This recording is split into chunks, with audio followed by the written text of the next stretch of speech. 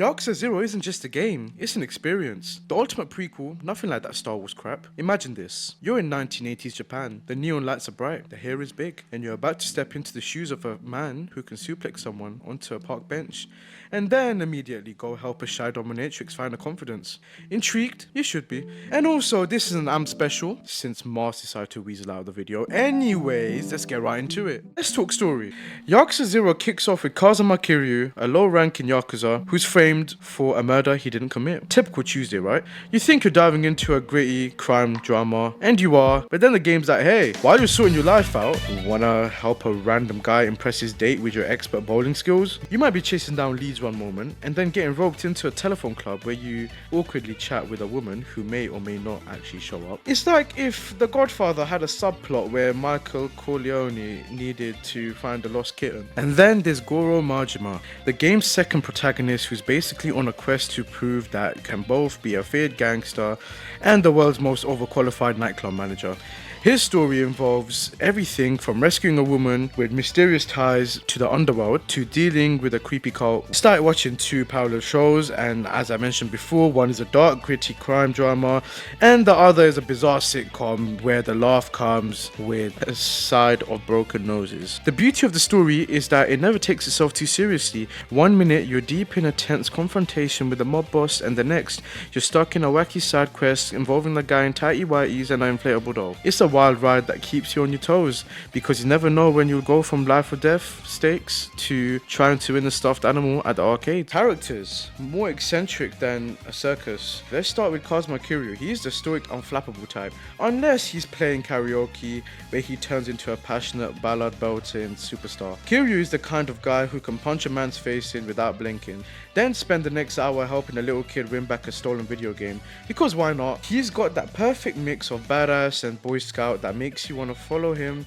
into a street fight or a charity fundraiser. Then there's Goro Majima. If Kiryu is the straight man in this duo, Majima is the chaotic jester. He's the one-eyed, bat-wielding maniac with a heart of gold, but he's also running a nightclub like it's a reality TV show. Majima's got a flair for the dramatic, whether he's intimidating enemies or just being the best dressed guy in any room. His over-the-top personality is a perfect counterbalance to Kiryu's stoicism, making their stories a perfect yin and yang of Yakuza madness. But the supporting cast, they're the real stars of the show. There's a real estate agent who looks like he belongs on a 1980s game show, a gang of middle-aged men who think they're still in high school, and a dominatrix who just needs a little help getting her groove back. And that's just scratching the surface. Every corner of the game is populated with characters who are either hilarious, touching, or downright bizarre, and sometimes all three at once. They bring the world to life with their quirks, their dramas, and their often ridiculous side stories that leave you wondering what kind of world Kiryu and Majima stumbled into. But one thing's for sure, you'll never get bored of meeting these people, even if some of them are a little too eager to tell you their life stories in the middle of the street. Music, the soundtrack you didn't know you needed. Welcome to the 80s. The music in Yakuza 0 is like the soundtrack to an 80s fever dream. You're minding your own business, navigating the neon-soaked streets of Kamurocho, and suddenly, bam, you're hit with a funky bass line that makes you want to strut down the sidewalk like you're John Travolta in Saturday Night Fever. Every fight scene kicks off with a beat so intense it makes you feel like you're starring in an action movie. You might just start throwing punches in rhythm. Whether you're delivering a beatdown or just walking into a convenience store to buy some health drinks, the music makes every moment feel epic. And don't even get me started on karaoke.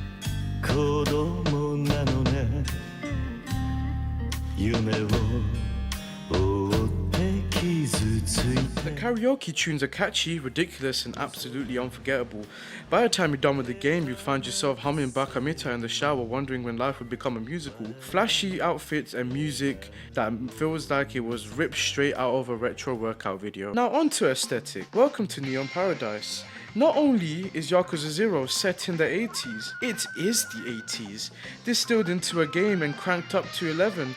The aesthetic is pure, unfiltered nostalgia with enough neon to light up a small country and fashion choices that scream more is more. Everywhere you look, there's a riot of colors, signs flashing in kanji, and people wearing outfits that defy all logic and reason. Shoulder pads the size of small boulders. Anyone? Really? The cities of Kamurocho and Sotenbori, are like characters in their own right, living, breathing, and buzzing with energy. The attention to detail is insane, from the cluttered alleyways to the tiny blinking lights of the vending machines. But the best part is not just the big stuff, it's the little touches that make you feel like you've stepped into a time machine and landed in the most over-the-top version of the 80s ever. The game's aesthetic is so immersive that you half expect to see a DeLorean parked around the corner. Even the characters' hairstyles look like they're held together with hopes, dreams, and a metric ton of hairspray. The clubs are decked out in velvet and glitter, the arcades are filled with classic Sega machines, and everything is bathed in a warm, nostalgic glow that makes you want to slap on a pair of sunglasses and just soak it all in. Yakuza 0's aesthetic is not just a backdrop, it's a celebration of an era, an invitation to lose yourself in a world where everything is a little louder, a little flashier, and a lot more fun. It's like the developers decided that if they were going to recreate the 80s, they might as well do it in the most gloriously over-the-top way possible, and honestly, they nailed it. Now let's talk about gameplay.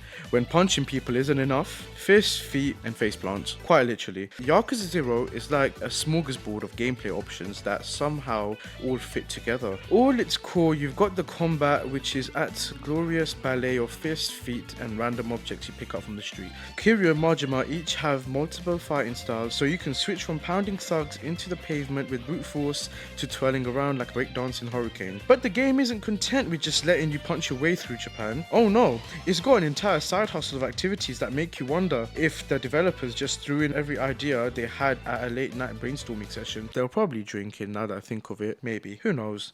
You can play pool, go fishing, sing karaoke, which deserves its own game honestly, it's too vast, and even hit up the batting cages. Feeling lucky? Head to the arcade and get lost in Space Harrier or Outrun, because nothing says Yakuza like a quick game of vintage Sega classics. And there's the business side of things.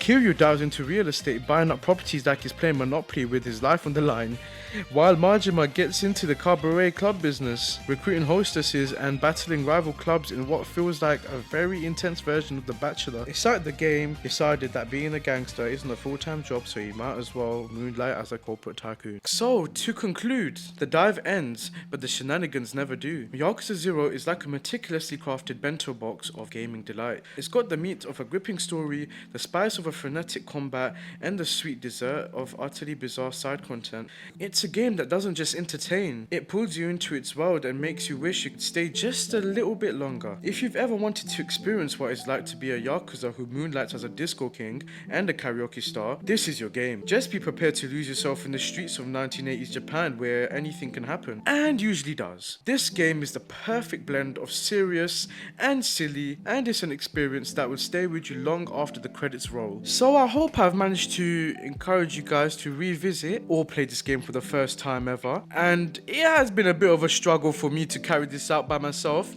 but I really do hope you've enjoyed this special, and without further ado, it's been Ams, and I'll see you in the world of gaming. It's 7 o'clock, you motherfuckers can't find a better time to pop off fireworks, can you ungrateful pompous bastards?